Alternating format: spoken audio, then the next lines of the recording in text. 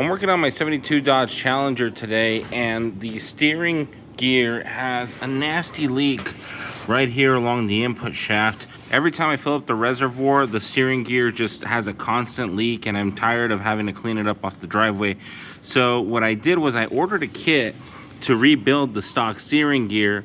Once I started looking over everything, I kind of started to realize that if I'm going to go ahead and pull out the steering gear, I might as well upgrade it to something a little bit more modern. So what we're going to do instead of rebuilding that guy is we're going to be replacing it with this Borgeson unit. I picked this up, I think sometime last year, and then I picked up not one, not two, but 3 different steering joints available for the power steering gear. But later on in the video, I'll explain why I ended up getting 3 different ones. But let's go ahead and go back into the car and see what we got to remove in order to get this thing out. So my car has full-length long tube headers, and what that basically means is going to be a real pain in order to get this guy out of here. But we're going to start with the basics. We're going to chip at it little by little, and hopefully it gets easier as we go along. So the first thing I'm going to do is I'm going to go ahead and remove all 4 spark plug cables, and after that I'm going to disconnect the 2 lines leading into the power steering gear. Alright, so I already disconnected the 2 lines. One of them is a low pressure line, so that was just a regular hose clamp.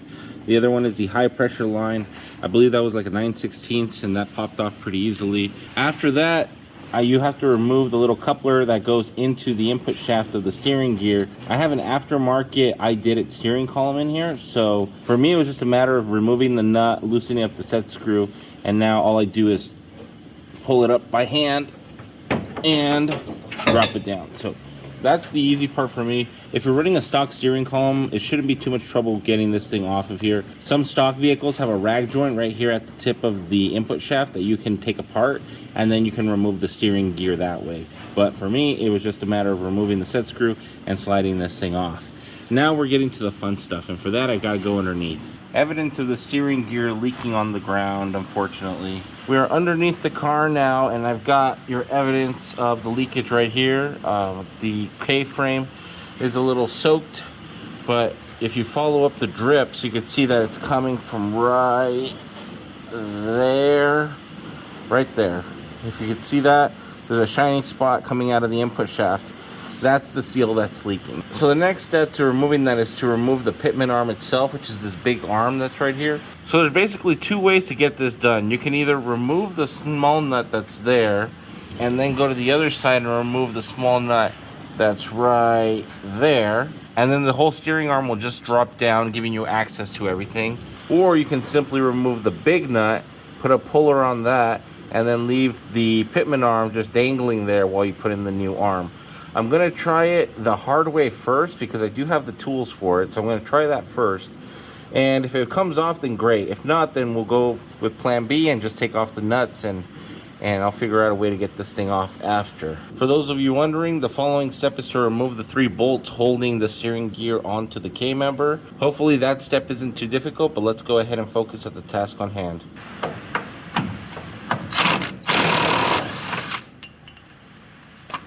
Something interesting to note, that the Borgeson uses an 1 1/4" socket, whereas the stock nut, I don't know if this is the same for all of them, and the stock one ended up being closer to 34 millimeters, and I don't know off the top of my head what that translates to in standard, maybe 1 5/16" or something. But if we overlay the 2 nuts, you can clearly see, actually I'll put the bigger one on the bottom, there is a little bit of an overhang on the black one than there is on the silver one, and they are a hair, like barely anything, but it is larger. So keep that in mind. The thread pitch on both of them is the same, so the sector shaft is probably going to be the same on both of them, which is good because that means my Pitman arm should fit up just fine.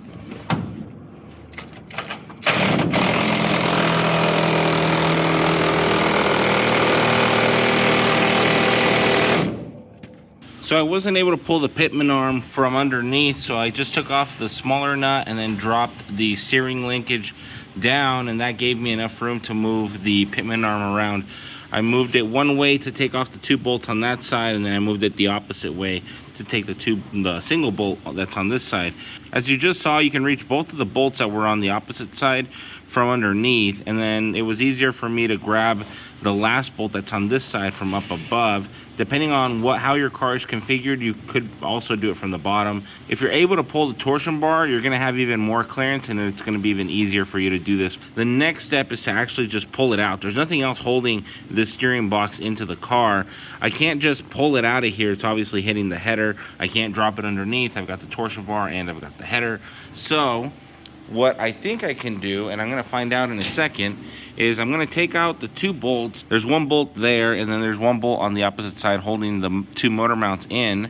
And if I take those 2 bolts out, I can lift the engine up in the air using like a wood block and a jack. If I can get the engine up high enough, I should be able to pull the steering box right out from up top. So I'm gonna try that. I just got out the steering gear, and it took a little bit more effort than I was anticipating. It took me removing the header, removing the #1 spark plug, and removing my power steering pump in order to get this guy out through this side. If I would have pulled the Pitman arm off of the steering gear before I yanked it out of the car, I do believe it would have been a little easier, but not a whole lot.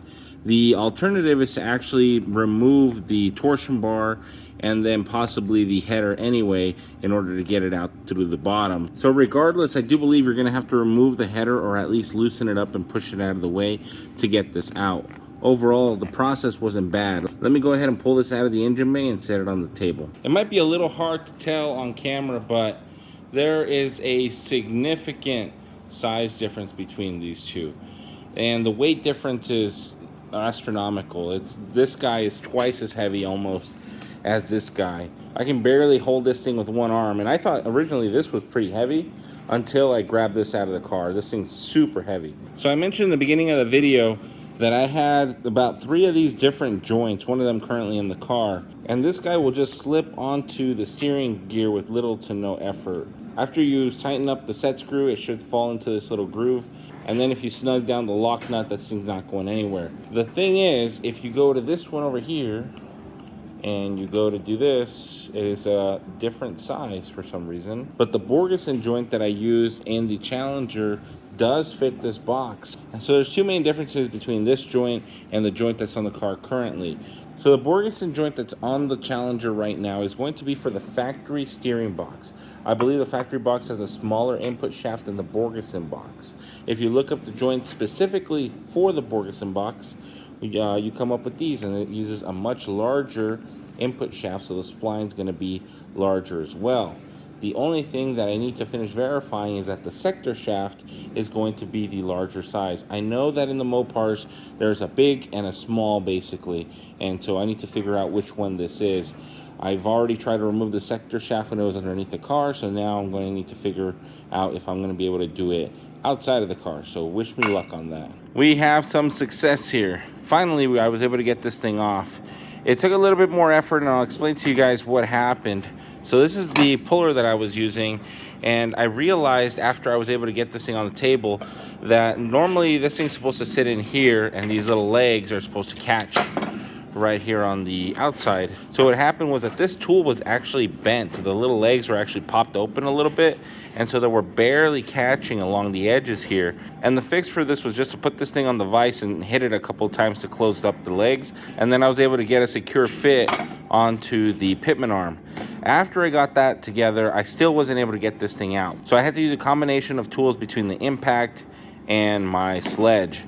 So as the impact was impacting this guy, causing vibration, and then I grabbed the sledge and hit the back of the Pitman arm right there. So by doing both of those at the same time, impact going one way, the sledge hitting it the opposite way, eventually this thing gave and it just popped out. It only took like maybe 30 seconds. It probably took me longer to explain this than it actually took for me to yank this thing off. I actually did try to do something similar to this underneath the car, but there just wasn't enough room for a sledgehammer. So this was just one of those things that I had to deal with. Another little bit of good news was that the Pitman arm does fit the sector shaft.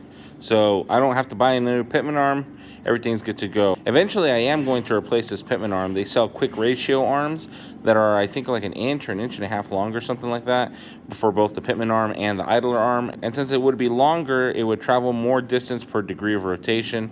If I remember correctly, just doing the Pitman arm swap changes your ratio from the stock 16:1 to, I believe, 12 or 13:1. Swapping from a stock box to a Borgeson box changes the ratio from 16 to, I believe, 13 or 14:1. So if you combine the Borgeson box with the Pitman arm, your ratio is going to be really, really tight, which if you're building a road course car or an autocross car or just a really aggressive street car, the additional sensitivity in the steering wheel is going to be really nice. It's going to feel like a brand new car. So this is where we're at right now. I've already pulled off the little block off plugs that protect the threads for the inlet of the Borgeson steering gear, and for whatever reason I thought that this unit came with the appropriate fittings that go here, but I was completely wrong, and those actually get ordered separately. And normally I would just order the right ones online, but because I have an event coming up in the next couple days, I don't think those fittings are going to be here early enough for me to install the gear, put everything back together, hook everything up. So I went to my local hydraulic shop, and they had these, which are the same thread pitch, which is metric 16 by 1.5 inverted flare, and that usually will go right there. Once it bottoms out, you just go ahead and snug it up, and the bottom of this fitting is actually the sealing surface up against that brass thing that's down there. So once you snug all of this down, you should have a pretty good seal. The only thing that I'm going to do is add a little bit of thread locker to the threads, and that's really just for future disassembly, so that way I don't have to worry about the fitting coming undone when I try to take off the hydraulic hose. The fittings hopefully will get stuck to the gear, and I'll be able to take off the hydraulic hose without much problems. The only issue that I have with these are that they're made out of aluminum, and the official Borgeson ones I think are made out of stainless. So stainless ones, I think, in my opinion, look better. They're stronger. I don't have to worry about over torquing them as much. You really shouldn't over torque them anyway, but I don't have to worry about it as much. And because they're made by the same company, you know that it's supposed to work. These ones are kind of a universal deal, and they're supposed to work, but whether or not they're going to have a long-term leak-free seal, I'm not sure. So next time I take it apart, I am going to have the appropriate fittings for this, just because I don't want to deal with this a second time. Now that I've went ahead and assembled this, I'm going to go ahead and put some caps on this. I put a plastic cap that I had on this one. I didn't have a plastic cap for this one, so I just put a random fitting on it. But this should protect the threads while I drop the steering gear back into the car. Since I've completely removed the power steering pump and the header, I shouldn't have any kind of problem just dropping this guy in. So let's go ahead and do that now.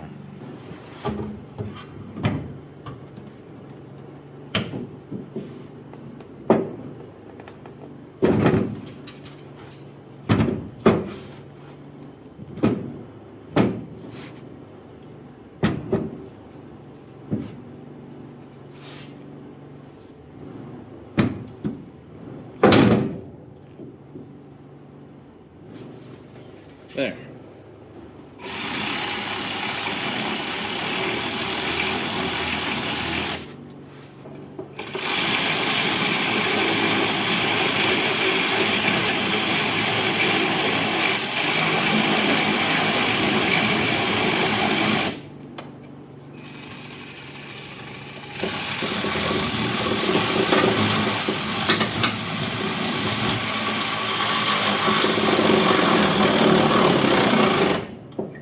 So compared to taking out the big box, dropping in the little box was actually not a problem at all. It just basically plopped right in. It was light enough that I can pick it up and guide the bolts in, and then once I did that, I jumped underneath and then tightened all three of them, and then I ended up torquing them down by hand. So the next step is to reassemble the suspension underneath. So we're going to start that off with the Pitman arm, which is this guy right here, and I've slipped on a little bit of anti-seize. I don't want it to get stuck like it did before. I don't want to remove the steering box again just because I can't take off the Pitman arm from underneath. So this time I put a little bit of anti-seize. I've got the new quick ratio arms on order, but they're not going to get here on time, so I'm going to have to reuse this one. I'm going to go ahead and lube it up, put a new boot on it so the grease stays inside, and then we'll put it back together. We've already confirmed that the spline count for this and the box is the same, so it's just a matter of reassembling it. Reassembly was pretty straightforward. The only thing you have to keep in note is that you don't know where the Borgeson steering box is located. They probably set it up in the middle, and that's where mine was. But if it's not set up in the middle, what you want to do is you're going to want to put your Pitman arm on, try to turn it all the way one way, and then turn it all the way the other way, and then come back and then put it in the center. If the center of that matches where your steering link is with both tires pointing forward, then you know that's where it's supposed to be. But if you go left and then you go right, then you go center, and your pitman arm is this way, but your steering linkage is over there, then you got to take the pitman arm off, move it to the next spline, and then do that a few times. There's only about, I think, 4 spots where the pitman arm can slide into the output shaft of the steering gear. So you really just have to get close enough and it should all drop into its place. If you guys are planning to connect your factory steering column to an aftermarket Borgeson box, I recommend watching a video by a gentleman on YouTube of the name of No Bolts Left Behind. He has a really good video that shows all the steps that he took in order to connect his factory steering column to the aftermarket box. The only real difference is that I've got a big block and he's got a Hemi swap. Now we're at the point where I have to raise the engine back up, slip the header back on, and then drop it back down, bolt everything up. But like I mentioned earlier, I'm going to be swapping out my aftermarket steering column with an I Did It retrofit stock column. Okay, so this next step was a little bit more difficult to accomplish. According to the instructions, we need the steering shaft to meet up with your steering gear almost as perfectly as possible. So we are like 95% there. I don't have any qualms with this. I'm sure it's going to steer fine. But it took a little bit of effort to get there. Originally, this thing was about probably close to a ½ inch off. So I tried to align it as best as I could using the plate. And then I had to shim the steering column from the mount in order to get that last bit to get it to line up. So now, if I go ahead and move the double D shaft back into the steering column, and then I go in, I slip the U-joint onto here, and then hopefully line these two up like so. And then this should just kind of slip in with very little effort. The less effort that you have to get these two together, the better it's going to steer. So, and there it is. So it's completely in. I didn't have to finagle anything. I didn't have to force anything. It just slips in.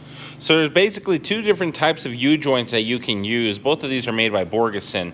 Actually, there's probably a few more that you can use depending on what steering column you're running. For example, the one that I ran previously was a different Borgeson joint.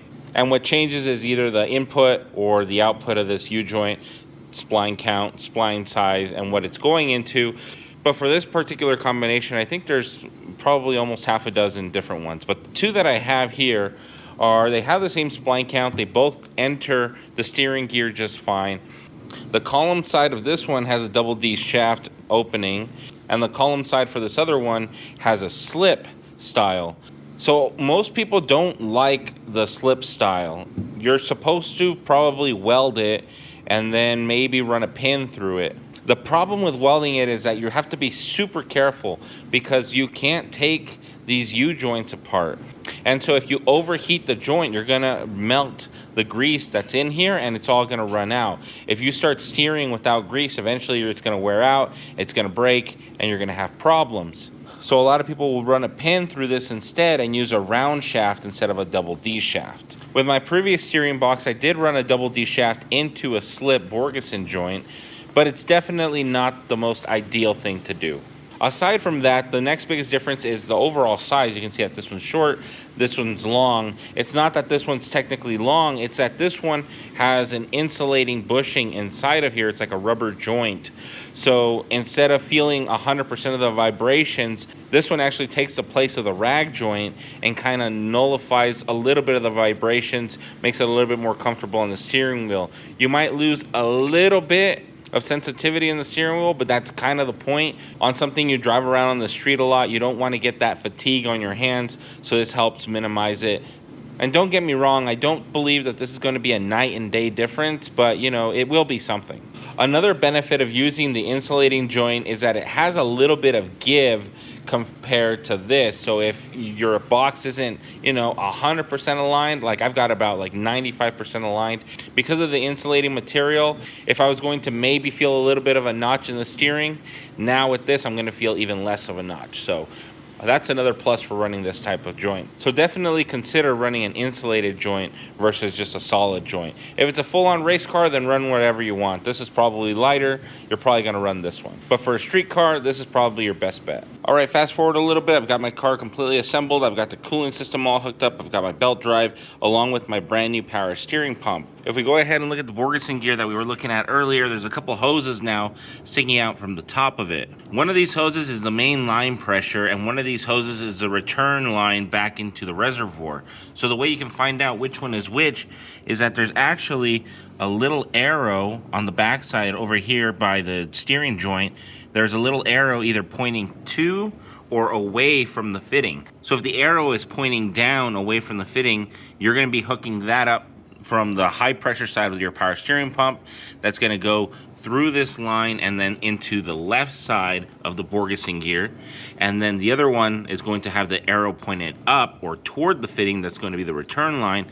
You're going to take that line and then run it all the way up into the bottom side of the reservoir. Now this is a CVF reservoir for my belt drive. I might end up switching this out for something else in the future, but if we go ahead and take the lid off, we should be able to see some fluid inside.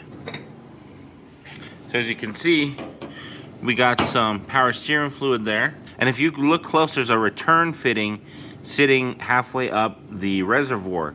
So we have a fitting that goes up from the low pressure side or the return side of the Borgeson gear. It comes up and then it pukes out up here, and then we have the majority of the fluid that ends up there sitting at around this height, and that goes into the bigger fitting, and that's going to be the feed side that goes back into your power steering pump. The reason the return side has to go into this fitting up here first is just so that we don't have fluid coming up and then going right back down into the supply side into the power steering pump. The fluid will end up aerating or bubbling, and then you're gonna have noises, you're gonna have inconsistent steering. So you have to make sure that the fluid entering the reservoir dumps it anywhere from halfway in the reservoir or higher. That way the fluid that sits on top has a chance to release the air before it gets suctioned back into the power steering pump. So like I mentioned, this system is completely operational. In fact, this has been a couple days since I finished the installation. I actually drove the car out to a show and I did whatever I had to do and I had no problems. Really happy with the way things turned out. My main concern was based on the decision to use high pressure hydraulic hoses made for like tractors. And then I went ahead and I wrapped them and I made them look nice and pretty, but they're just standard hydraulic hoses. The fittings were about 20 or 25 bucks a piece, and the hose was not too expensive, but it's rated for 4,000 PSI. My power steering pump puts out about 1,400 PSI, so I'm well within the range that this hose can operate, so that's not a big deal. There are some cheaper hoses and there are some cheaper fittings, and you can always dumb down the power steering pump, and doing so will allow you to run under 1,000 PSI leading into the steering gear. And if you do that, you can open yourself up to using different types of hydraulic hoses in order to get your power steering hooked up. I'm planning to drive this car a lot, so I really didn't want to deal with a hose blowing up in the future, so I had to go ahead and pay the money and get something that normally I would rather not spend my money on. But your best option is to talk to a local hydraulic shop or talk to somebody online that has done a similar setup. Let them know that you're putting out roughly around 800 PSI if you're using the old school Saginaw pumps, and if you're using the GM Type 2 like I am, you're going to be sitting around 1,400 PSI. And they should be able to get you nice and squared away without too much of a hassle. So that pretty much covers a general installation. If you guys have any more questions, go ahead and post them in the comments down below. I will see you guys all in the next one. Night Wrencher, signing out.